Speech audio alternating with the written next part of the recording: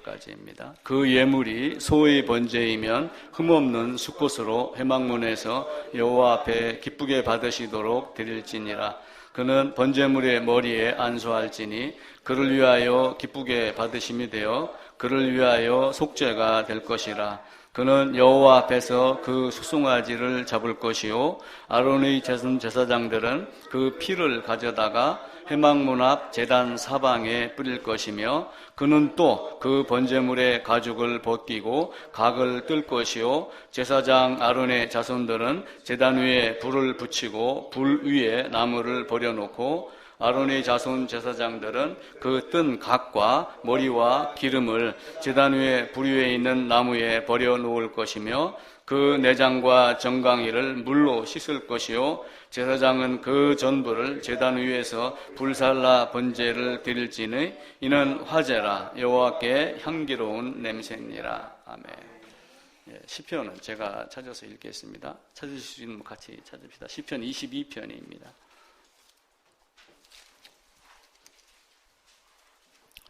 18절 17절, 18절 두 절 제가 읽겠습니다. 시편 22편 17, 18절입니다. 내가 내 모든 뼈를 셀 수 있나이다. 그들이 나를 주목하여 보고 내 겉옷을 나누며 속옷을 제비 뽑나이다. 아멘. 한 주간 예배를 빠졌습니다. 휴가를 주셔가지고 휴가를 잘 갔다 왔습니다. 지난 수요일 날 잠깐 제가 말씀을 드렸는데 제가 2005년도에 퇴직을 했어요. 9월 달에. 그리고 2006년도에 신학대학원을 가고 그리고 이제 올해가 19년인데 그동안에 휴가라는 단어가 우리 땅에 있나? 이렇게 하고 살았습니다. 막상 휴가를 간다 하고 휴가를 가려고 어디를 가볼까라고 생각을 했는데 이 가본 저기가 꽤 오래돼서 선뜻 나서지를 못했습니다. 어디를 가야 좋을지 몰랐습니다. 그래서 그냥 아들 집에 잠시 갔다 오고 그렇게 하며 혼자 이 생각 저 생각하고 목회가 이제 딱 만 5년 남았는데 이게 어떻게 정리를 해야지 되나 어떻게 해야지 떠나는 뒷모습이 아름다울까 여러 가지로 고민을 많이 해봤습니다. 어쨌든 자리를 비웠는데도 서로 또 협력하고 합력해서 지난 주일 잘 지키셔서 감사를 드립니다. 그 가요에 보면은 있을 때 잘해 이런 노래가 있어요. 있을 때 잘해. 근데 교회는 없을 때 잘해야지 됩니다. 우리의 삶이 늘 그렇습니다. 그 책 제목에 보면은 이런 제목이 있어요. 아무도 보지 않을 때 나는 누구인가? 아무도 보지 않아요. 근데 나는 누구인가?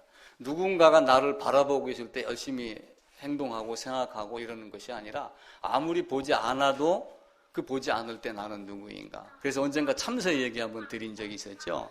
어느 신부님이 그 밑에 공부하는 친구들에게 제자들에게 참새 새끼를 한 마리씩 주고 아무도 안 보는 데 가서 죽이고 와라 이렇게 이야기를 했어요. 그랬는데 그 중에 한두 명은 건물 뒤로 돌아가서 얼른 죽이고 왔습니다. 10초 만에 이렇게 했어요. 근데 한 친구가 계속 나타나지 않는 거예요. 건물 뒤로 가서 아무도 안 보는데 아무도 없는 데 가서 죽이려고 그랬는데 누군가가 쳐다보고 있는 느낌이 들더라. 그래서 해가 질 때까지 기다렸어요. 근데 어둠이 지쳐도 그 어둠 속에서 누군가가 나를 볼 것 같더라. 그래서 산속으로 다시 들어가서 숲이 우거진 숲속으로 들어가서 이제는 아무도 안 보겠지 했는데 그 어둠, 그 숲속 안에서도 누군가가 나를 보고 있는 것 같더라. 그래서 결국은 참새를 죽이지 못하고 도로 갖고 와서 못 죽였습니다. 왜 못 죽였냐? 여차여차해서 죽이지 못했습니다. 이렇게 이야기를 했습니다. 우리의 눈이 보이는 것과 보이지 않는 것은 있습니다. 근데 여호와의 눈은 우리가 어디에 있든 무엇을 하든 다 감찰하고 의도를 아십니다. 그래서 우리가 표정으로 마음에 있는 것을 숨기지만 하나님은 그것을 다 알고 계셔서 우리가 속과 겉이 내면의 가치와 애관의 행동이 항상 일치하는 사람, 그런 사람이 되어야지 됩니다. 한두 주 전에 일본에 태풍이 불었습니다. 그 하기비스라고 하는 이틀 동안 물이 한 1000mm 정도 폭우가 내렸습니다. 얼마만큼 많이 내렸는지 동경 시내가 잠기기도 하고, 근데 재난경보를 하면서 그 재난경보에 띄웠던 내용이 신문 기사에 났더라고요. 구조를 기다리지 말고 스스로 자기의 목숨을 지키는 행동을 해라. 구조대가 갈 수 없다. 이 상황이니 네 목숨은 네가 알아 지켜라. 이게 중앙일보 기사에 일면 기사로 난 적이 있었습니다. 그걸 보면서 에스겔서가 생각이 났어요.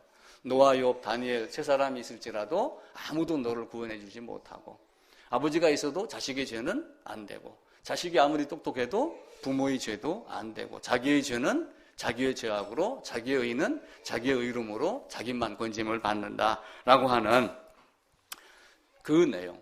그래서 하나님이 어찌 보면은 사랑이라고 그랬는데 왜 그러면은 그렇게 단호하게 말씀을 하셨을까라고 하는 거예요. 그래서 한편으로는 하나님은 사랑이고 하나님은 은혜고 세상 모든 것을 사랑하고 모든 것을 다 바라보고 모든 사람이 구원받기를 원하지만, 한편으로는 믿음은 개인의 선택이다라고 제가 말씀을 드렸어요. 그거는 인간의 능력이 선택이 아니라 내적 반응, 효력 있는 부르심에 대한 반응, 특별 은총에 대한 반응, 그것을 이야기를 했습니다. 이틀 비가 온 것 때문에 동경이 잠기고 수많은 사람이 죽고, 그리고 생명을 네가 알아서 네가 구해라 라고 이렇게 얘기를 했는데, 노아홍수 그때는 40일간 내리면서 배가 떴습니다. 그럼 왜 배는 그 40일간 비가 내렸을 때, 여러분 강물 비 많이 내려올 때 또랑물 한번 봐보세요. 엄청난 물결이 있습니다. 그 물 속에서 왜 방주가 파기되지 않았을까요?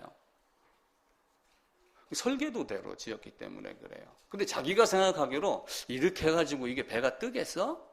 만약에 이런 생각을 했다면은 그 배는 아마 부서졌을 겁니다. 만약에 설계도를 졌는데도 불구하고 연필로 계산만 하고, 요건 몇 인치, 요건 몇 센치, 높이는 얼마, 이거 암송만 하고 움직이지 않았다면 방주에 탈 수 있었겠어요?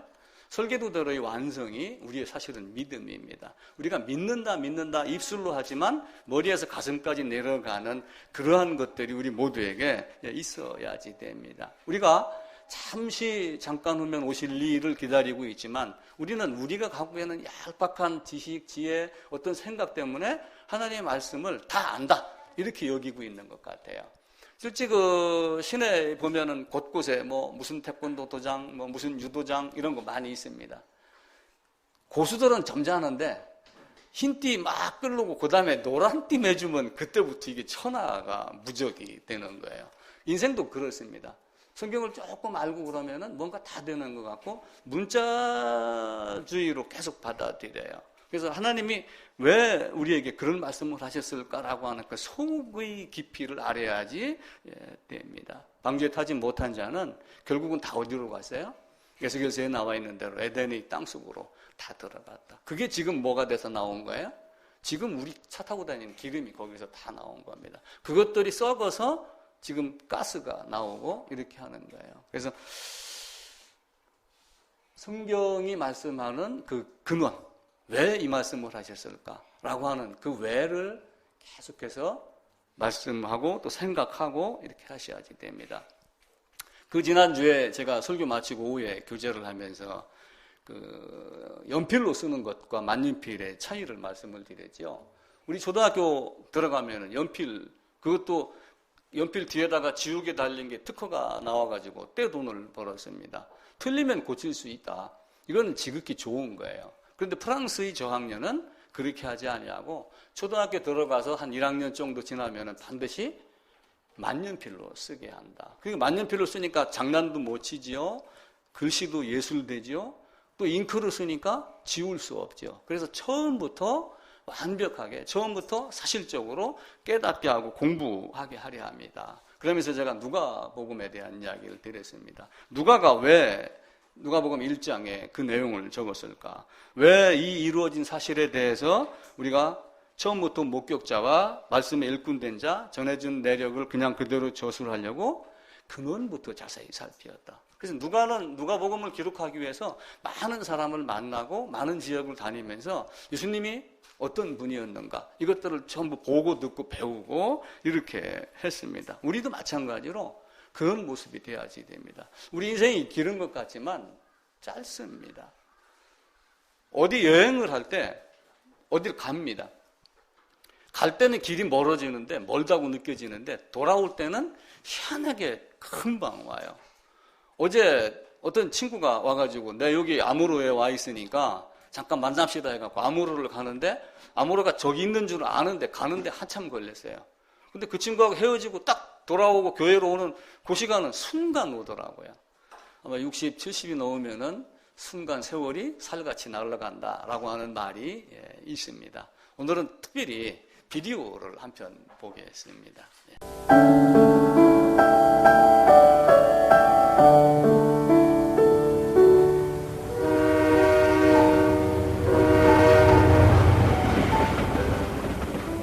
한 남자가 인생이란 기차를 타고 여행을 떠났다. 인생이란 기차가 시간의 철로를 빠르게 달려가는 동안 이 남자는 차창 밖으로 펼쳐진 아름다운 풍경들을 보며 마음속으로 한 가지 다짐을 했다. 그래, 난 이 기차 안에서 가장 행복한 여행을 할 거야. 이 남자는 자신의 행복한 여행을 위해서 새로운 친구들을 사귀기 시작했다. 한 친구는 기차 안에서 가장 힘이 센 주먹이었고, 이봐 친구, 필요한 게 있으면 뭐든지 말해. 이 기차 안에 있는 건 모두 내 거나 마찬가지니까. 다른 친구는 그 누구보다도 머리 회전이 빠른 잔머리였고, 머리만 잘 굴리면 명예와 인기를 한꺼번에 가질 수가 있다고. 또 다른 친구는 날마다 신나게 춤을 추며 술 마시는 것을 좋아하는 축제였다. 오늘 밤도 기대하시라. 미녀들과 함께하는 환상의 파티. 얘들아 이리와 이리와 이리와. 날마다 이런 친구들과 함께 지내면서 이 남자는 자기가 원했던 행복한 여행을 마음껏 누릴 수가 있었다. 영원히 함께할 우리들의 여행과 우정을 위하여.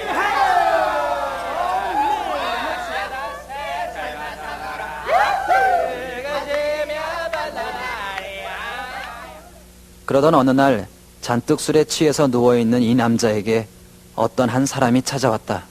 당신 누구야? 난 질병이라는 사람이요. 당신에게 기차 기관사의 통보를 전하러 왔소. 통보? 그게 뭔데?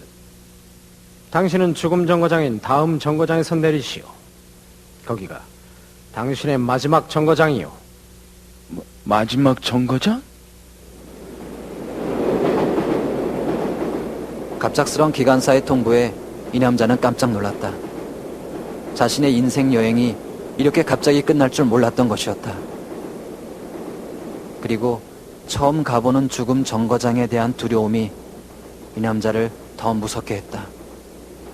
그래, 내 친구들한테 부탁을 하는 거야.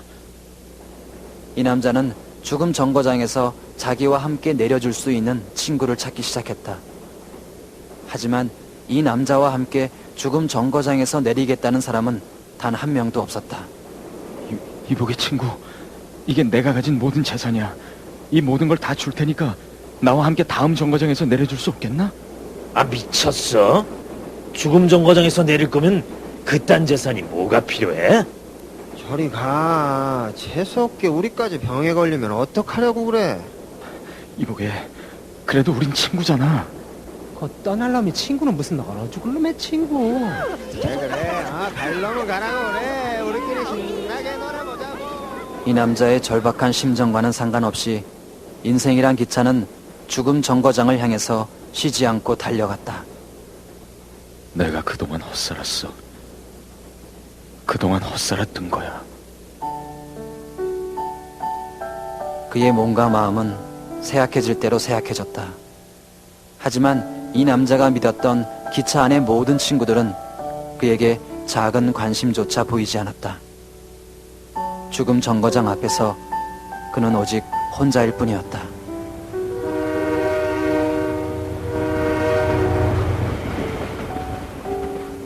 드디어 기차가 죽음 정거장에 도착했다.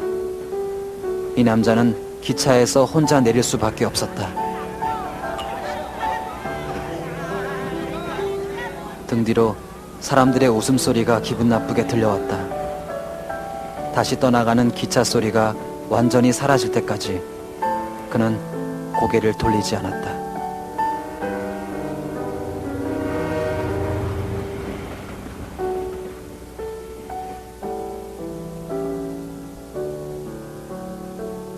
죽음 정거장에서 혼자가 되어버린 남자. 그는 자신의 허무한 인생이 무척이나 아쉬웠는지 한동안 시커먼 땅바닥만을 쳐다보았다.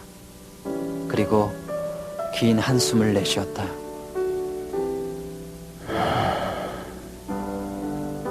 내게 남은 건 이제 아무것도 없어.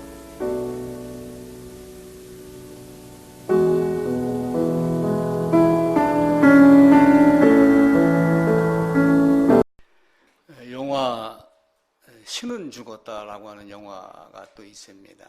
거기에도 보면은 그 아들 하나가 세상 재물과 부귀 영화에 빠져가지고 어머니가 기도하는 것을 이렇게 빈정거립니다. 근데 그 어머니가 치매가 걸렸어요. 그러다가 어느 날 아들이 와가지고 당신은 그렇게 열심히 신앙생활하고 기도하고 이렇게 했는데도 불구하고 결국은 치매에 걸리지 않았느냐. 근데 나는 봐라. 이렇게 열심히 살고 이렇게 떵떵거리고 이렇게 건강도 있지 않았느냐. 이렇게 말귀를 못 알아듣는 엄마에게 한마디 하고 앉아 있습니다. 그때 갑자기 치매 엄마가 정신이 돌아와요. 순간. 그러면서 이렇게 이야기를 합니다. 사탄은 가끔 사람들을 편하게 살게 해주지. 하나님께 못 가게 하려는 거야. 그곳은 죄의 감옥이야. 근데 그 문이 아직은 문이 열려 있어서 빠져나올 수가 있단다. 근데 그 문이 닫히면 영원히 갇히는 거야. 더 이상 빠져나올 수가 없다. 이렇게 얘기를 하고 또 그렇게 하고 바로 또 치매로 돌아갑니다. 물론 영화니까 이제 그렇게 했겠죠. 근데 우리 인생도 마찬가지예요. 늙어서 가끔 정신이 딱 돌아오고 또 원래 위치로 돌아가고 이렇게 하기도 합니다. 기차를 타고 가면서 많은 사람을 만났어요. 거기 재물도 있고 권세도 있고 능력도 있고. 근데 그들이 이 친구가 기차에서 내릴 때 도움을 줄 수 있었나요? 없었습니다. 아무것도 할 수 없습니다. 삼성의 그 돈 많은 분도 병원 의사를 아무리 구워 삼고 돈을 갖다 바친다고 할지라도 삼성 전체를 네가 다 가져라. 이렇게 한다 한들 이건희 씨가 일어나서 뛰어다니겠어요? 그렇지 않아요. 근데 뛰어나다니고 병이 낫고의 문제가 아니라 죽음 이후에가 문제가 됩니다. 죽음 이후에 무엇이 있을까라고 하는 거예요. 갔다가 온 자가 없으니까 사람들은 그것에 대해서 생각하지 않아요. 그러면서도 두려워서 그것이 어떤 곳인가라고 하는 것을 나름대로 이렇게 만들어 놓습니다. 책을 봐도 그러고 좀 전에 봤던 이 비디오는 1400년대, 1500년대, 15세기 중세시대에 영국으로 나왔던 거예요. 이미 그때의 사람들도 죽음이 뭔가를 늘 생각을 합니다. 그러다가 어느 교회에서 이걸 동영상으로 이렇게 만들어서 CD로 판매한 것을 제가 가지고 있습니다. 아무도 도와주지 않는데 딱 도와주실 분, 함께 하실 분, 한 분, 누구죠? 예수 그리스도 한 분뿐입니다. 아브라함에게 나의 벗 아브라함아 이렇게 말씀했던 분. 감히 하나님이 나의 벗이다 라고 말할 수 있는 내가 너희를 친구라 하였노라 라고 하는 그 벗과 친구가 되려면은 그냥 단순하게 손을 잡는 것에서 끝나나요? 단순하게 쳐다본다고 되는 건가요? 거룩하신 하나님 앞에 가려면은 내가 거룩한 존재가 돼야지 돼요. 근데 죄 있는 우리가 어떻게 거룩함이 될까? 거룩한 존재가 될까? 라고 하는 그 죄 없이 함을 받으라 라고 하는 그 베드로의 말대로 우리가 그 과정을 거치지 않으면 안 됩니다. 내가 믿으면 이렇게 말하지만 그 믿는 것이 과연 어디까지 무엇을 믿었는가 라고 하는 것 생각해 보셔야지 됩니다. 제가 지난주에 서울에 아는 목사님 교회를 가서 예배를 드렸습니다. 열심히 외쳤습니다. 예수를 만나야지 됩니다. 그리고 예수를 만나고 우리의 삶의 어떤 행적, 거룩한 삶을 가지고 하나님 앞에 나아가야지 됩니다. 이렇게 외쳤습니다. 근데 과연 그분이 예수를 만나야 됩니다라고 외쳤던 그 만남이 어떤 만남이었을까? 무엇을 가지고 하나님 앞에 가야지 된다는데 그것이 어떤 것이었을까? 저는 굉장히 궁금했어요. 어떤 분이 아들하고 둘이 앉았는데 저는 못 봤어요. 집에 와서 아버지 그거 봤어? 뭐? 저 앞에 앉았던 할아버지가 가방에서 소주 팩 그걸 꺼내가지고 예배 중에 두 모금 마시더라고. 나 못 봤는데? 어떤 분은 태극기 부대가 왔어요. 깃발 양쪽에다 딱 꽂고 딱 들어오면서 하는 말, 예배 마치고 가면 차비 줍니까? 이거 딱 묻더라고요. 야, 교회가 지금 이렇게 바뀌어가고 있구나. 앞에서 열심히 외친다고 외치지만 젊은이들은 다 떠나고 60대 이상만 한 10명 정도가 앉아서 예배를 드리더라고요. 이게 현실이구나. 전부 꿈 찾아서, 돈 찾아서, 주목 찾아서, 재물 찾아서 이렇게 가고 있는데 정작 그들도 늙어서 죽음 앞에 갔었을 때 누구한테 매달릴 건가? 라고 하는 거예요.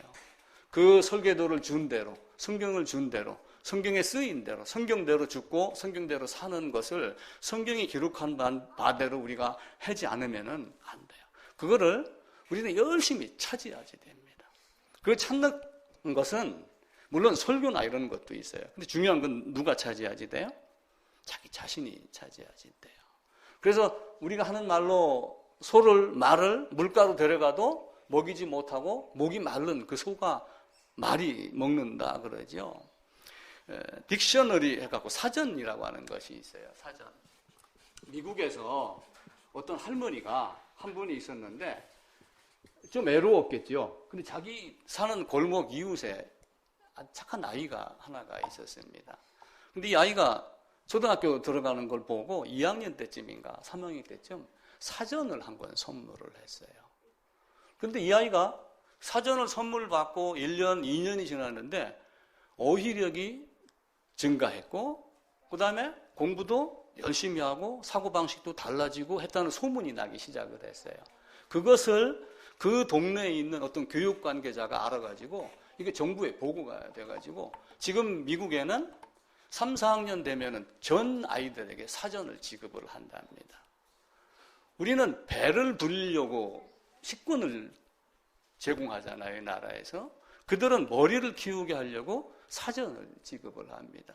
성경은 온 세상에서 가장 많이 보급되어 있는 거예요. 우리가 하는 말로 철로역정은 두 번째다 이렇게 말합니다. 그럼에도 불구하고 하나님을 아는 자가 있고 하나님을 모르는 자가 있어요. 그래서 물고기를 잡아주는 것이 아니라 물고기 잡는 법을 자기가 배워야지 돼요. 그러니까 너도 나도 다 똑똑하다 이런 개념이 아니라 스스로 비참함이 어떤 것인가를 알고 하나님께 매어 달리는 그 모습이 되어야지 됩니다. 그럼에도 불구하고 그렇지 않은 것은 왜 그럴까? 제가 곰곰이 생각을 해봤어요. 그러다가 동물을 생각을 해봤습니다. 토끼는 뭘 먹죠? 토끼? 토끼는 고기 먹어요? 풀 먹어요? 사자는? 사자도 풀 먹잖아요. 아닌가요? 고기만 먹나요? 이게 정해진 게 있구나. 제 나름대로 그렇게 생각을 했어요. 창세전에 예정된 자와 예정되지 않은 자. 아버지께서 아들에게 주신 자는 아들이 하는 이야기를 듣고 아버지께로 온다라고 하는 말씀과 연결이 되며 왜 그 사람은 먹지 않고 왜 그 사람은 먹는가? 또 때가 되면 먹을 수도 있겠죠. 먹어야 될 것이 정해진 것이 있구나. 사람이 다 그런가 보구나. 그래서 예정이며 선택이라고 하는, 물론 세상도 답을 구해놓고 합니다. 세상이 무엇인가 할 때는 자기가 나름대로 답을 정해놔요. 그러니까 정해진 답을 자기가 정해놓은 답에 맞도록 과정을 전부 어떻게 해요? 거기에 갖다 맞춰요. 성경도 마찬가지로 답을 제공을 합니다. 그러면 어떻게 해요? 성경이 정해진 방법을 우리가 찾아 나서야지 됩니다. 그러니까 저희 비참함에 대해서 계속 얘기를 드리고 안수에 대한 이야기를 계속 드려요. 안수가 뭐예요? 안수. 생각나시는 대로 한번 이야기 한번 해보세요. 안수. 뭐 할 때 안수하죠? 안수. 신학교 가서 나중에 목사고시 봐갖고 안수 받습니다. 목사 안수, 선교사 파송 안수해요. 어떤 권위 여러 가지로 안수를 합니다. 이게 안수의 전부일까요? 이게 안수의 전부가 아니에요. 성경에서는 짐승의 머리에다가 안수하는 걸 가르쳐요. 자, 그러면은 짐승을, 소를, 오늘 읽었던 레위기 1장에 그 소에다가 안수하는데, 소로 목사 안수 줘갖고 사자한테 가서 복음 전해 이렇게 하나요? 그거 하지 않잖아요. 소를 선교사로 파송시키나요? 아니에요. 그렇게 하지 않아요. 왜 제물의 머리에 안수를 해요? 그 안으로 들어가기 위함이에요. 그게 신비입니다. 그 신비가 믿어지는 게 믿음입니다. 그것 없는 믿음은 믿음이 아니에요. 들어간다고 하는 말을 우리가 너무 어렵게 생각을 하는데, 야곱이 장인 나반에게 가가지고 7년 동안 헛고생을 합니다. 야, 7년 동안 머슴을 살면 라헬을 줄게. 이렇게 해가지고 7년이 딱 끝나는 날 라헬 주세요. 그러면서 한 말이 성경에 있어요. 혹시 기억나세요? 내가 그에게로 들어가겠나이다. 그게 들어가는 거예요. 그게 야다며 연합이라고 하는 개념이에요. 내가 그에게로 들어가겠나이다. 들어간다라고 하는 거는 라헬의 배를 째서 그 안으로 들어가서 꼬매고 들어가는 게 아니에요. 믿음으로 하나가 되는 것. 그 들어감이 여러분과 나에게 다 있어야지 됩니다. 그 안수를 흉내만 내지 말고, 옷을 찢지 말고 마음을 찢고. 그러니까 우리는 옷을 찢는 흉내를 많이 내는데 마음을 찢는 것을 잘 하지 않아요. 성경은 우리에게 마음을 찢어라 이렇게 이야기를 하지 옷을 찢는다 이렇게 이야기하지 않아요. 구약에서 막 옷을 찢었다 얘기는 마음이 찢어졌기 때문에 그걸 드러내는 행동으로 옷을 찢은 것이지. 근데 지금은 어떻게 해요? 예수님 당시에 사두개인, 바리새인 봐보세요. 마음은 안 찢고 옷만 찢는 행동을 한 거예요. 그러니까 하나님이 예식하는 서기관 바리새인들아 이렇게 혼을 냈죠. 너희 묵은 땅을 기경해라. 너희 묵은 땅을 갈아엎어라. 그 묵은 땅이 어디일까요? 우리 마음.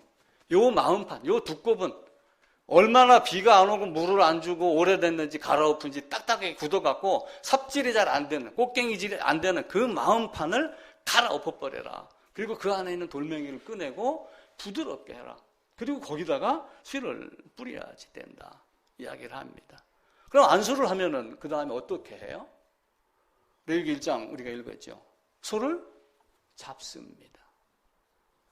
제가 저 뒤에 있는 성막 모형을 보다가 야 이거 내가 좀 고쳐야지 되겠다. 그래갖고 그 조그만한 인형 하나를 칼로 잘라서 자리를 옮겨가지고 팔을 이렇게 하고 있는 팔이 하나가 이걸 뚝 잘라서 이래저래 조합을 해갖고 소 머리 위에다가 손을 얹는 걸로 제가 바꿔놨어요. 이따 한번 봐보세요. 왜 소의 머리 위에다가 손을 얹고 그렇게 하는가? 이렇게 하는 것이 들어가는 것이다라고 하나님이 정한 방법이에요. 근데 과연 이렇게 한다고 들어가나? 이렇게 하면 손을 얹었다고 하여 들어가지나요? 그렇지 않아요. 그래서 믿음은 우리가 정말 이해하기 어려운 그런 수준입니다. 근데 고기를 잡습니다. 소를 잡습니다. 그럼 소를 잡으면 뭐가 됐어요? 고기가 된 거예요. 근데 레위기 1장 6절에서는 뭐라고 이야기를 해요? 소를 잡아서 각을 뜰 것이요. 이야기를 합니다. 그럼 각을 뜬다는 각이 뭐예요? 각을 뜬다. 쉽게 얘기하면 조각 낸다. 조자를 빼고 각만 한번 읽어보세요. 자, 정육점 앞에 지나갑니다. 소를 한 마리, 내일 모레 추석 명절이라고 소를 한 마리, 횡성 한우를 한 마리 갖고 와가지고 정육점 넓은 데다 딱 갈고리를 걸어놓고 숙련된 사람이 뭘 해요? 전부 살을 발라냅니다. 물론 뭉퉁이로 있기 때문에 뭉퉁이 살을 원하는 사람들이 있기 때문에 큰 조각으로 갈라내기도 합니다. 근데 조각내다라고 하는 것은 음식 만들 때 우리가 점이다라고 하는 것과 같은 의미예요. 그러니까 동태포 뜨는 이런 개념이 들어가는 거예요. 소를 잡고 그리고 뼈를 살을 다 분리해내고 조각 내가지고 어떻게 해요? 불에 태워 없앱니다. 설령 내가 안수를 하면서 죄를 고백을 합니다. 근데 한 것도 있고 못한 것도 있겠죠, 그죠? 근데 히브리서에 있는 말씀대로 살과 뼈와 영과 혼과 모든 것을 샅샅이 뒤집어내가지고 그걸 완전히 태워서 죄로 만들어 없애버려요. 그게 죄인의 죽음입니다. 그러니까 우리는 저는 분해서 이게 죄인이 어떻게 해서 안수로 들어가고 어떻게 해서 죽고 하는 거를 꽤 오랫동안 고민을 했어요. 근데 여러분 가만히 생각해 보세요.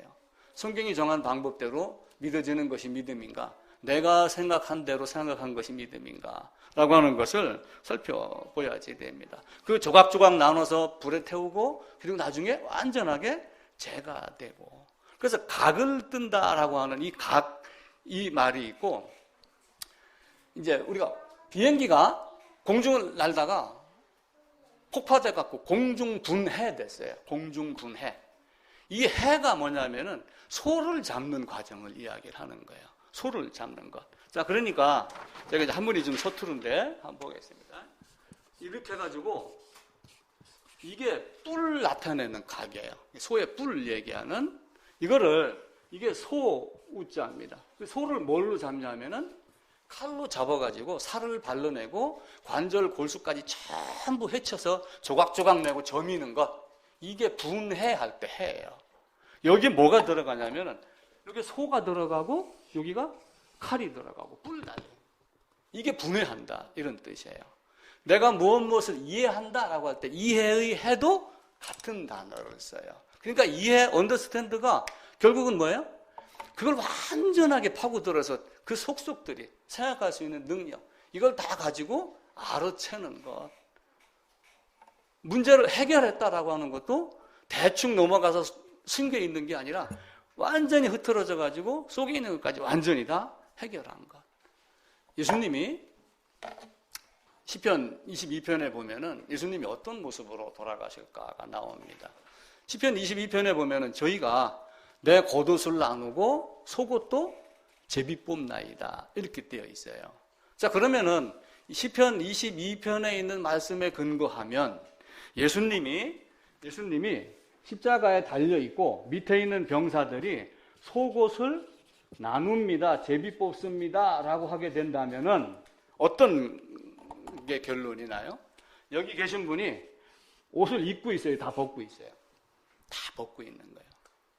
호딱 벗고 있는 거예요. 화가들이 가려놔서 그렇지 실제는 그렇지 않습니다. 예수님의 속옷뿐만이 아니라 겉옷도 나누어 가진다. 이때 제비 뽑는 것이 당시의 관습이기도 하지만 결국은 관습이기 때문에 했다라고 이렇게 얘기를 하면 틀려요. 시편 22편 18절을 이루기 위해서 그렇게 했다 라고 성경을 보면은 우리는 그렇게 이야기를 해야지 됩니다. 그럼 이 겉옷은 뭐예요? 왜 예수님의 겉옷을 뺏겼어요? 겉옷을 뺏기고 홍포를 입혔다가 다시 옷을 입히고 그리고 마지막에는 끌고 가서 겉옷 뺏기고 속옷 뺏기고 완전하게 뭐가 된 거예요? 발가벗김이 된 거예요. 이 발가벗김이 내 몸뚱아리 뭐가 드러난 것 이것뿐만이 아니라 그 각을 뜨고 조각을 뜨고 점이고 하듯이 살과 뼈를 완전히 분리해서 내 속에 있는 모든 것들이 다 드러난 것. 이거 속옷을 벗긴다라고 한번 봐보세요. 이 세상에서 가장 수치스러운 수치. 하나님 앞에 가가지고 내가 이 모습이 되겠어요, 안 되겠어요?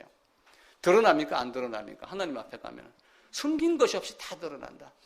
너희가 지붕 밑에서 이야기한다 한들 그게 다 지붕 밖으로 전파가 될 것이다. 이렇게 이야기를 하죠. 그럼 겉옷은 뭐예요? 겉옷은 번이에요, 번이. 이 사람의 위치를 이야기를 하는 거예요. 그래서 예수님이 유대인이 왕이냐라고 조롱을 하면서 홍포를 입혔다가 다시 뺏긴 거예요. 빌라도는 유대인의 왕이다 이렇게 썼죠. 그죠? 왜 요나단이 자기의 겉옷을 벗고 군복과 칼을 다윗에게 줬어요? 자기가 가진 권세. 나는 왕이 될 존재가 아니야. 우리 아버지가 다윗 당신을 죽이고 이렇게 왕이 되려고 나에게 왕권을 물려주고 사울 왕조를 세우려고 그러지만 결코 그것이 될 수 없는 걸 알고 요나단은 자기의 겉옷을, 군복을, 칼을 다 누구에게 줬어요? 다윗에게 준 거예요. 이게 겉옷과 속옷입니다. 우리의 겉옷도 다 벗겨집니다. 예수님 앞에 가면은. 우리의 속옷도 다 벗겨집니다. 지금은 우리가 서로를 속이면서 웃는 표정을 지면은 모릅니다. 가면을 쓰고 있는 거예요. 연극 배우나 이런 것 같이. 그게 페르소나예요. 퍼스널리티가 되는 거예요. 그 퍼스널리티가 개인적인 어떤 이런 의미로 되지만은 실제는 가면을 쓴 이런 의미입니다. 근데 우리 가면을 쓴 게 아니라 실제 내가 누구인가, 아무도 보지 않을 때 나는 누구인가 라고 하는 하나님 앞에서 내가 어떤 존재인가를 알게 하는 것. 그게 하나님이 우리에게 가르쳐 주기 위함입니다. 그래서 재물에 안수하고 들어가고 그리고 재물을 죽여서 그 재물이 완전하게 분해되고 조각나고 점여지고 하는 그 모습과 마찬가지로 나도 하나님 앞에서 그렇게 내 속임이 없이 내 가림이 없이 다 드러나고 다 불태워져 없어졌을 때 하나님이 나를 완전하게 죄로 만들어. 죄인은 완전하게 죄로 만들어 버립니다. 하나님은 고쳐 쓴다고 그래서요, 다시 만든다고 그래서요. 하나님은 절대로 고쳐 쓰지 않아요. 우리가 이걸 꼭 기억을 하셔야지 돼요. 예전부터, 오래전부터, 창세 전부터 하나님의 말씀은 변함이 있어요, 없어요? 하나님의 말씀은 변함이 없습니다. 이게 이제 우리가 얘기하기로 폼이라고 이렇게 이야기를 해요, 폼. 왜 이제 요 폼이라는 영어 단어를 제가 썼냐면은 지금 뭐가 있냐면은 개혁주의를 부르짖으면서 리폼드라고 하는 단어를 아주 자랑스럽게 씁니다. 가톨릭이 중간에 뭔가 지금 변질을 시켰기 때문에 이걸 다시 리턴 시킨다 라고 하고 있는 거예요. 근데 이걸 리턴을 시키면서 사실 어디로 돌아가야 되는 거예요? 원래 폼은 지금 이 순간에도 있어요, 없어요? 변질돼 가지고 있던 것들은 지금도 계속 존재를 합니다. 지금 이 순간에도 변질된 신앙이 종교가 계속해서 있습니다. 근데 그 안에 요 폼이 한 번도 흐트러지지 않은 상태로 지금도 계속해서 이때까지 지금 이어지고 있어요? 이어지지 않고 있어요? 이어지고 있는 거예요. 근데 여기 있는 사람들이 이걸 리폼하겠다, 개혁하겠다라고 하면서 이걸 자꾸 지금 고치려고 생각한단 말이에요. 근데 하나님은 고치라고 했어요? 고치지 말라고 했어요? 하나님은 고치는 거 이야기하지 않아요. 원래 있는 대로 돌아가면 된다는 거예요. 근데 지금 가톨릭에 뭘 배격해야 되고 이들이 종교개혁을 하면서 뭔가 끌고 들어온 걸 아직도 바꾸지 못한 게 있고 이렇게 하면서 지금 자꾸 개혁주의를 이걸 지금 고치는 작업을 하려고 리폼이라는 단어를 쓰는 거예요. 근데 그렇지는 않아요. 이게 영어 문법상 맞는지는 모르겠지만 이 폼 앞에 디폼이라는 걸 써가지고 변질시켰다라고 하는 뜻이 나오는 거예요. 변질시킨 것을 고치는 게 아니라 무시하고 우리는 어디로 돌아가자? 여호와께로 돌아가자. 그러면 그가 우리의 상한 발을, 우리의 찢긴 것을 낫게 할 것이요. 여기서 우리 보고 그거 고치라는 얘기한 건 아니에요. 너는 내 안으로 들어와라. 이게 성경이 이야기하는 거예요. 근데 우리는 뭐 큰 의무나 뭐 어떤 그 자긍심, 어떤 뭐 장수 같은 어떤 그 큰 사명을 가진 것 마냥 여기서 뭔가를 자꾸 부셔내려고 지금 이렇게 하면 그건 잘못된 거야 이걸 얘기를 하고 있는데 성경은 그렇게 이야기를 하지 않아요. 이거 디폼 바꾸려고 리폼하지 말고 그냥 원래부터 아벨이 피부터 지금 예수 그리스도의 피, 지금 이 땅에 여기 피에 한 번도 흐트러지지 않은 피가 있어요. 우리는 그 피를 따라서 가야지 됩니다. 이걸 가르치는 게 뭐예요? 성경 66권 중에서 이걸 가르치는 게 어떤 거예요? 66권 중에 딱 한 가지로 얘기한다면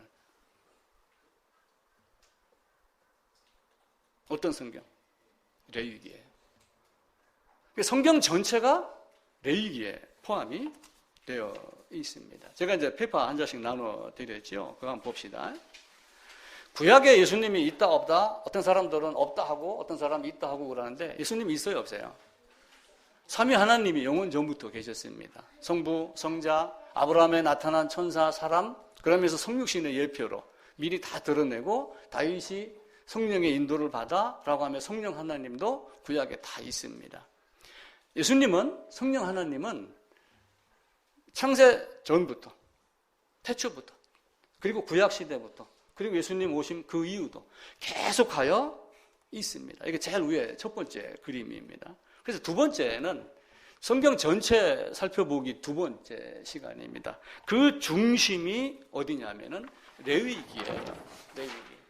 모세오경이 있는데 이 가장 큰 중심은 레위기입니다. 그래서 창세기, 출애굽기, 민수기, 신명기 이렇게 해가지고 이제 모세오경이 구분이 되잖아요. 근데 어떤 사람들은 또 이 말을 굉장히 싫어해요. 어떤 사람이 말을 만들어내기를 창출, 민, 여기서 수, 사사기, 뭐 사무엘 그러니까 창출, 민, 수, 사삼, 열왕기 왕, 상하는 뭐 이런 것은 맞지 않다 이렇게 주장을 하고 있는데 철저하게 이 순서를 따라서 하는 거예요. 그 중심에 뭐가 있어요? 이스라엘이 들어와서 갖고 있는 모든 중심은 레위기로 인해서 살아내는 과정을 갖고 있어요. 레위기가 없으면은 안 됩니다. 아벨에게 레위기를 가르친 거예요.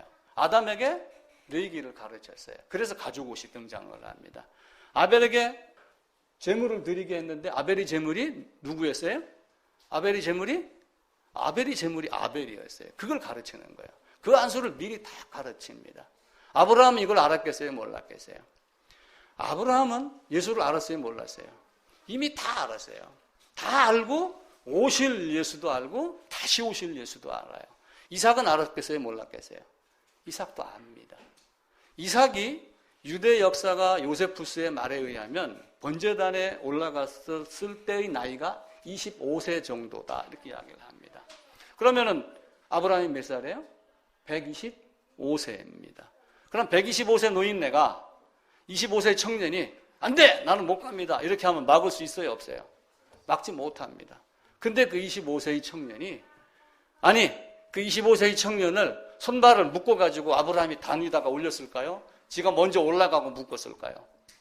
아마 먼저 자기 발로 올라갔을 거라고 생각을 해요. 예수님이 가자! 우리가 죽으러 가자! 앞장서서 예루살렘으로 가셨듯이 그런 과정을 거쳤을 거예요. 왜 이삭은 그 자리에 올라갔을까요? 이미 아담, 아벨 이런 모든 것들을 거치면서 그 신앙을 본 거예요. 그래서 죽어도 다시 살 걸 알았기 때문에 그 자리에 들어간 겁니다. 만약에 하나님이 그런 하나님이 아니었다면 사실은 죽음 이후에 아무것도 없어요. 이삭이 죽는다 한들 사실은 후회가 없는 죽음이에요. 그런데 하나님은 죽음 이후에 심판이 있고 죽은 자를 다시 살리는데 내 안에서 죽은 자만 다시 살리지 내 안에서 죽지 않은 자는 다시 삶이 있어요? 없어요? 없다라고 하는 것을 이삭은 아는 거예요. 그렇게 알기 때문에 뭐가 준비된 게 뭐예요? 양, 여호와 이레. 근데 그 여호와 이레 양이 언제 준비가 된 거예요? 사실은 영원 전에. 영원 전에. 이 영원 전에 있던 양이 여기서 잠깐 등장을 한 거예요. 이삭 앞에. 이 양으로 말미암아.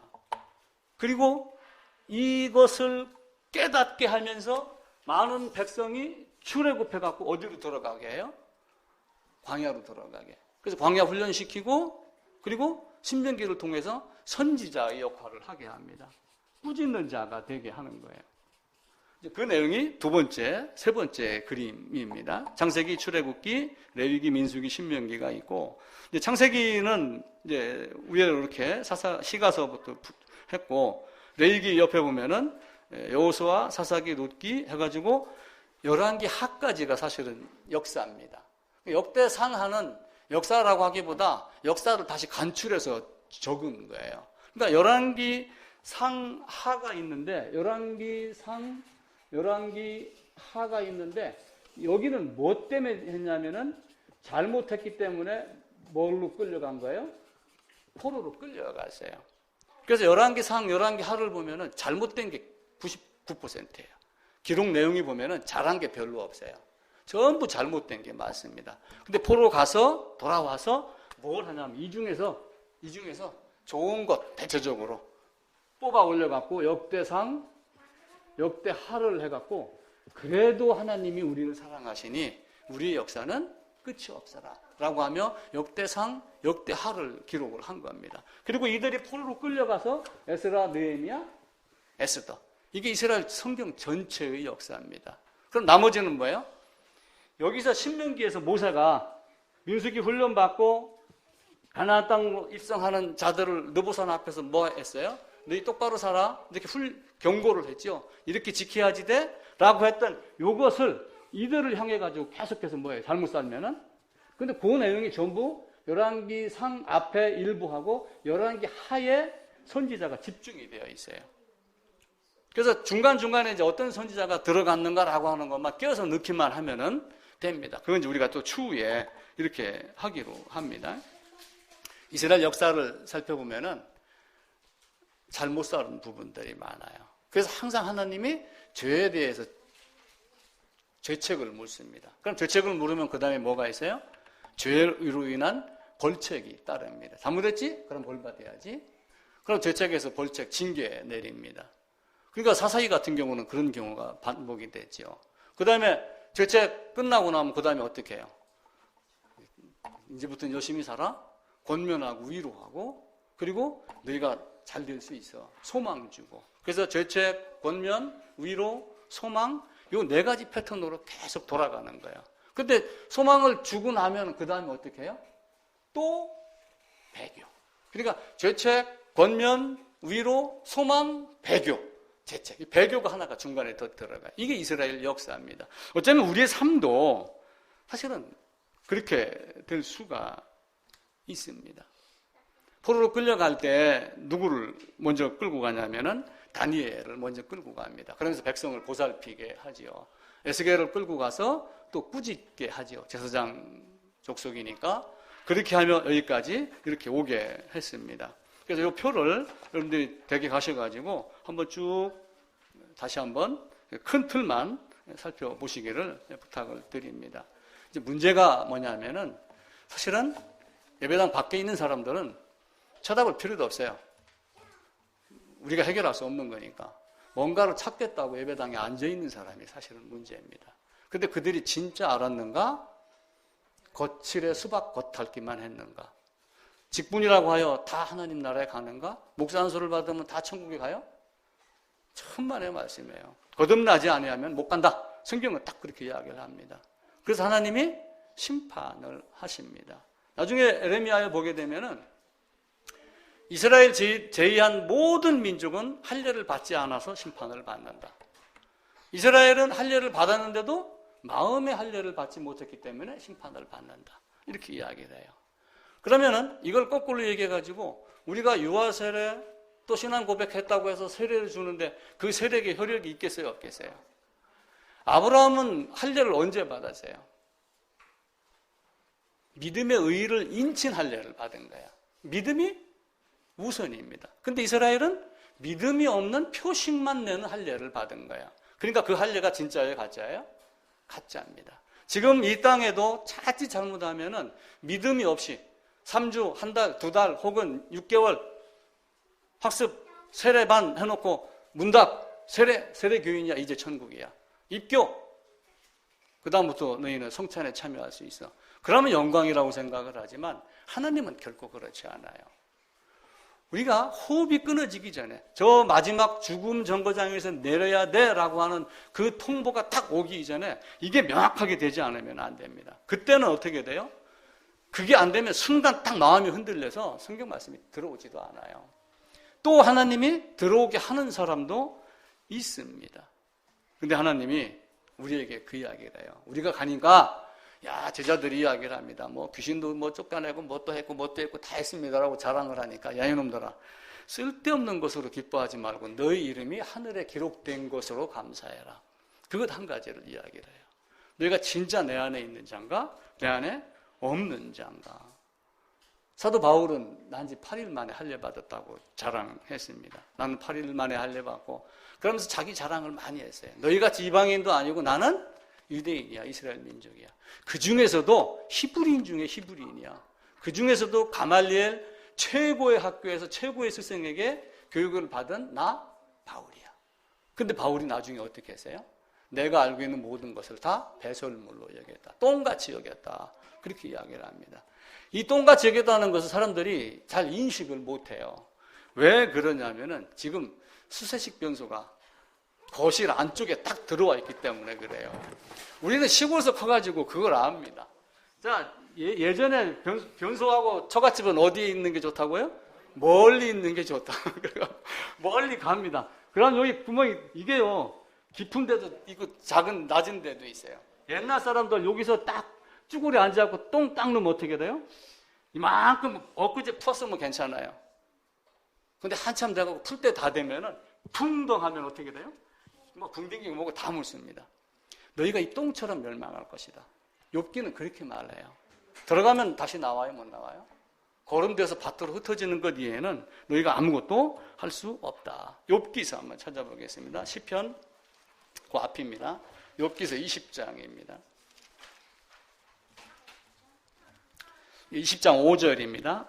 악인이 이긴다는 자랑도 잠시요 경건하지 못한 자의 즐거움도 잠깐이니라. 그 존귀함이 하늘에 닿고 그 머리가 구름에 미칠지라도 자기의 똥처럼 영원히 망할 것이다.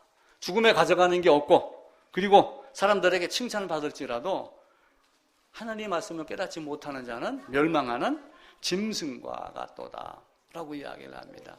이 땅은 남자 여자만 있는 게 아니라 크게 따지면은 남녀 구분 없이 첫사람 아담 안에 있는 사람, 마지막 아담 안에 있는 사람, 두 종류의 사람밖에 없어요.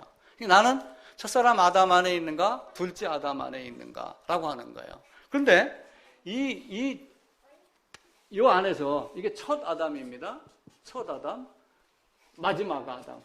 여기에 화려함 볼 수 있어요, 없어요? 볼 수 있습니다. 예수님의 인격 보이죠? 예수님의 능력 보이죠? 4대 성인 중에 한 사람 보이죠? 이웃 도와주고 뭐 하는 거, 선한 사마리아인 모든 게 다 보입니다. 그런데 우리는 뭘 보고 이쪽으로 가야지 돼요?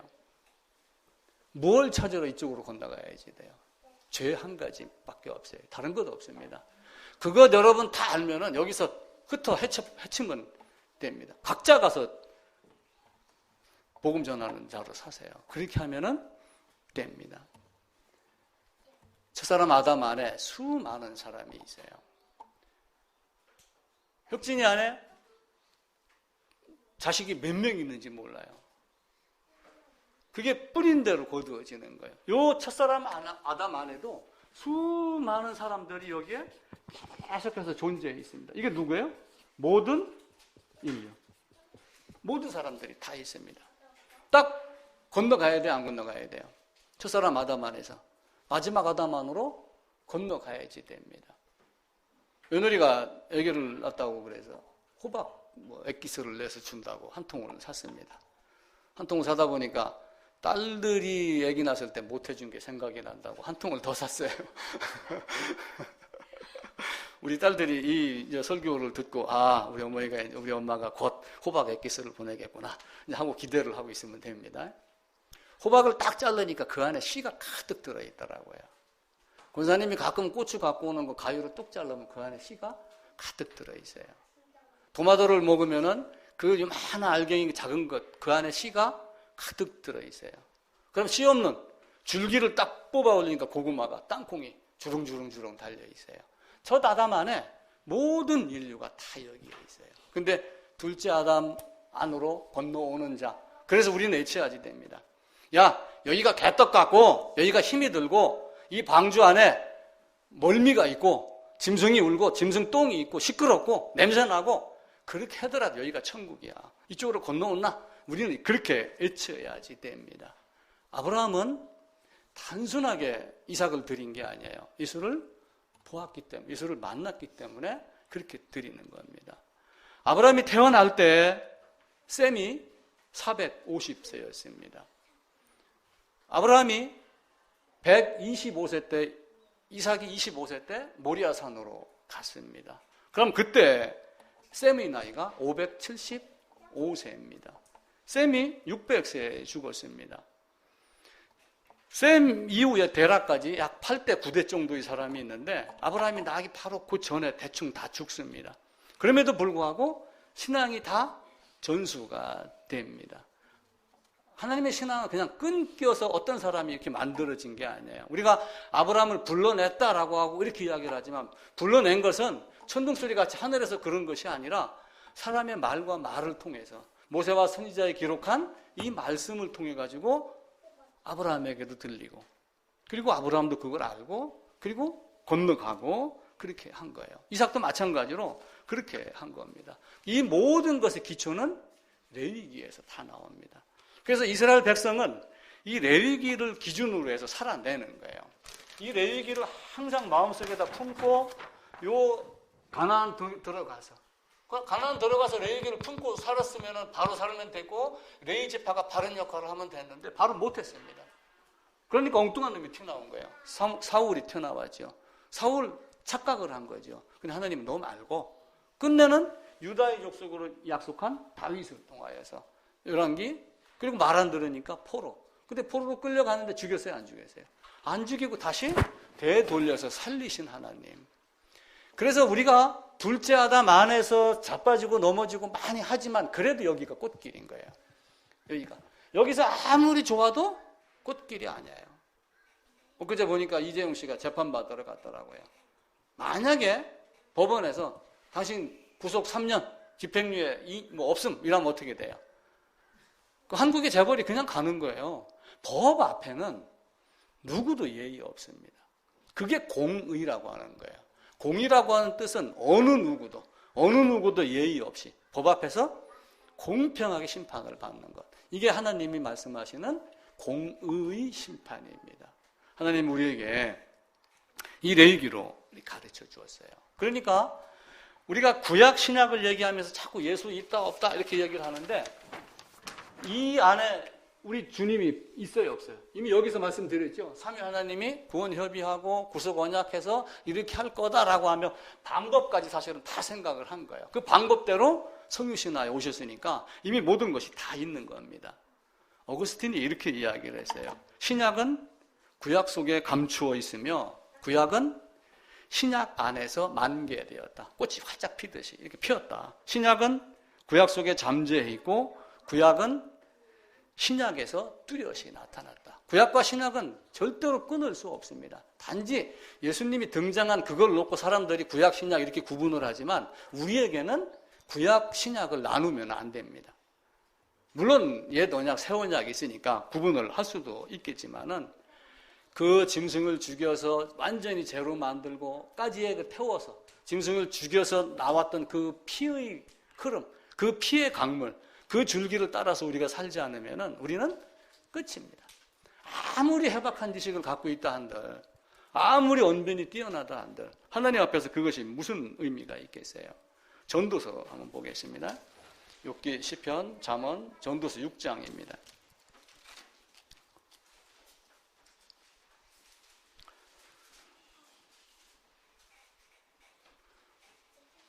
(6장) 3절부터입니다. 3절부터 6절까지 우리 같이 한번 읽읍시다.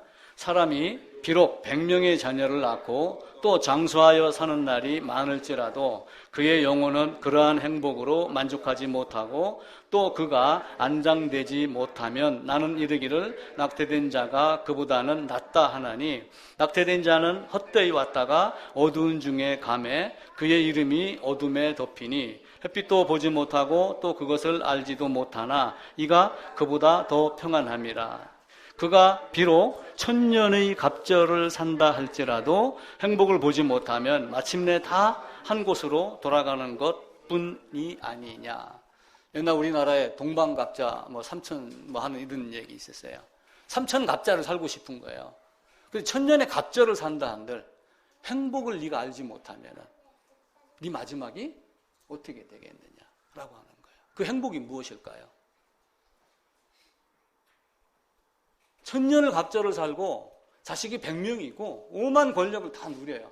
그런데 행복을 알지 못하면 이 마지막이 어떻게 되겠느냐. 그 행복이 뭐냐면은 하나님의 선하심 할 때 하는 선이라고 하는 단어예요. 토부라고 하는 단어예요. 그 토부, 하나님의 선, 그걸 내가 갖고 있지 않으면 우리는 어떤 모습이 될 것인가 라고 하는 거예요. 큰 기쁨의 좋은 소식이라고 할 때 굿이라는 단어를 씁니다. 그 굿에 굿띵스로 해당되는 게 행복이라고 하는 겁니다. 만약에 그 앞에 그런 것이 없다면 어떻게 되겠어요? 100년, 1000년 살고 다시 만났는데 짠 하고 지옥에서 나타났다. 그럼 어떻게 되겠어요? 이 땅에 등장하는 언어, 사람이 만드는 언어는 반드시 실제가 존재한다. 이렇게 말을 합니다. 지옥이라는 단어를 왜 사람이 만들었을까요? 있던 없던 그러면은 왜 거기를 두려워할까요? 그 두려움에서 벗어나는 방법은 어떻게 하면 첫 아담에서 아담에게서 둘째 아담으로 넘어갈까? 전도서는 계속 이야기를 합니다. 우리가 모태에서 벌거벗고 나왔은즉 벌거벗고 돌아간다. 아무것도 가지고 가지 못한다. 요한복음 5장에서 말씀합니다. 너희가 영생을 얻기 위하여 내게 나오기를. 요한복음 5장 찾아봅시다.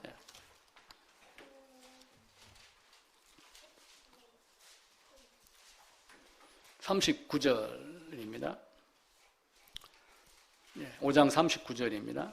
너희가 성경에서 영생을 얻는 줄 생각하고 성경을 연구하거니와 이 성경이 곧 내게 대하여 증언하는 것이니라. 그러나 너희가 영생을 얻기 위하여 내게 오기를 원하지 아니하는도다. 연구하고 학위받고 이렇게 해도 예수께 안 나가는 자들이 있어요.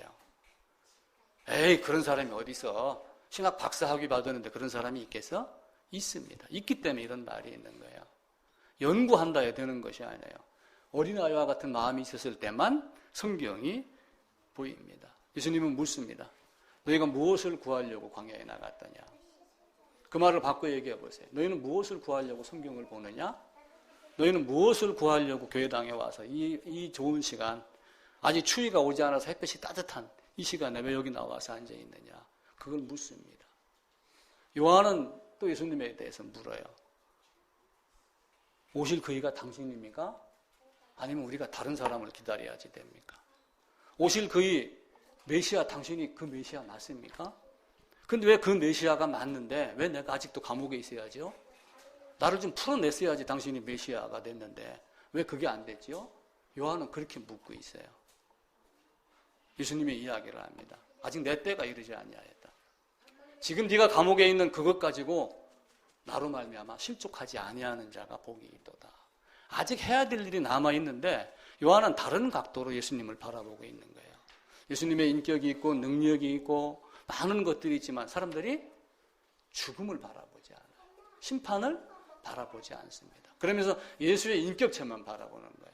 하나님은 인격체가 아닙니다. 우리가 인격으로 나타내려고 삼위 하나님, 성부, 성자, 성령 이렇게 말하지만 하나님은 그런 인격이 결코 아닙니다. 우리가 죽음 이후에 어떤 존재인가 이것을 꼭 찾아보셔야지 됩니다. 성경을 손에 잡고 스데반을 죽인 바울을 생각해 보세요. 성경을 손에 잡고 예수가 누군지 하나님 나라가 무엇인지 몰라서 한밤중에 예수님 찾아갔던 니고데모 한번 또 보세요. 성경을 손에 잡고 열심히 설교하고 언변 자랑하고 웅변하듯이 했겠죠. 그러니까 언변이 뛰어나다 이렇게 얘기를 했겠죠. 수많은 사람들이 뿅 갔겠죠. 이야 대단한 사람이다.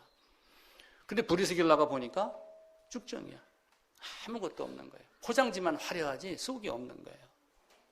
언젠가 우리 둘째 딸 이야기를 제가 한번 했었죠. 어디 교회 갔다 왔는데 유치부 때 내가 한번 때렸더라. 그때 내가 감정이 좀 안 좋았었어요. 그 교회 목사님이 웅변을 천하제일입니다. 그러면 모든 사람이 뿅뿅 갑니다. 근데 알맹이가 없어요. 그래서 내가 가지 말라고 몇 번 이야기를 한 거예요. 근데 또 교회당이라는 제도가 있으니까 아이들이 친구 따라서 갔죠. 나는 이제 참담한 심정으로 그렇게 한 건데 우리 둘째 딸에게 내가 설명을 했죠. 나중에 차라리 우리는 중풍병자가 되고 문둥이가 돼야 되고 한편 마른 손자가 돼야 되고 그렇게 했을 때만 예수를 만날 수 있습니다. 내가 생명의 떡으로 왔는데 생명의 떡을 먹지 않으면 어떻게 돼요? 광야에서 만나 먹은 것이 생명의 떡을 먹은 건가요? 사람들은 거기에 지금 빠지고 있어요. 예수 믿고 뭔가 축복이 내게 와서 뭔가 드러나는 것이 있어? 거기다가 자꾸 초점을 맞추는 거예요. 그러면 사도 바울이 목이 잘리면 안 되죠. 그죠? 엉뚱한데 우리가 정신 쏟지 말고 정말 그 어느 순간 이제 기차역에서 내리십시오 라고 할 때가 다음 정거장에 당신 차례입니다 라고 하는 말이 들리기 전에 내 학문, 내 지혜 이거 다 버리셔야지 됩니다. 짧은 시간 동안 휴가 갔다 오면서 굉장히 기뻤습니다. 휴가를 간 게 기쁜 게 아니라 휴가를 보내주신 여러분이 고마웠고 그러면서 내가 다른 사람이 보기에는 말재주도 없고 능력도 없고 재미도 없고 하는 이런 설교를 하지만 그래도 설교를 하는 것이 감사하고 또 그래도 들어주고 하니 감사하다. 요거 한 가지만 제가 얻었습니다. 우리가 잘 안 보이지만 성경으로 봐요. 여러분 저 사다리 탈 때 한번 봐보세요. 가끔 언젠가 우리도 한번 사다리 한번 탄 적이 있었죠. 사다리 타면은 어떻게 해요? 이렇게 해놓고 줄 닦아놓고 요거 별표 5억 여기는 마이너스 5억 돈 토해내는 거예요. 전부 다 이렇게 해놓고서 그럼 사람들이 다 계산을 합니다. 근데 이걸 가리잖아요. 이렇게 가리고 나서 얼른 빨리 쳐 이렇게 한단 말이에요. 근데 내가 요걸 딱 집었는데 이게 됐으면 감사하죠. 사다리는 모르고 하는 거예요. 근데 우리는 성경을 통해서 뭘 가르쳐요? 이미 어떤 걸 찍어야지 어디로 간다라는 것을 성경으로 다 가르치고 있어요. 여기서. 그래서 우리가 성경을 보야지 되는 거예요. 왜 미국에서 그 딕셔너리 프로젝트라고 하는 걸 줘가지고 왜 한국은 배 채우는 걸 돈을 주고 미국은 머리 채우는 걸 주느냐? 신문 기사에 한번 몇 년 전에 난 적이 있어요. 우리 그걸 아주 명심해서 그냥 어떻게 하다가 보니까 복이 걸렸어. 이게 아니라 어떻게 하다가 다른 데로 넘어오는 자는 다 어디예요?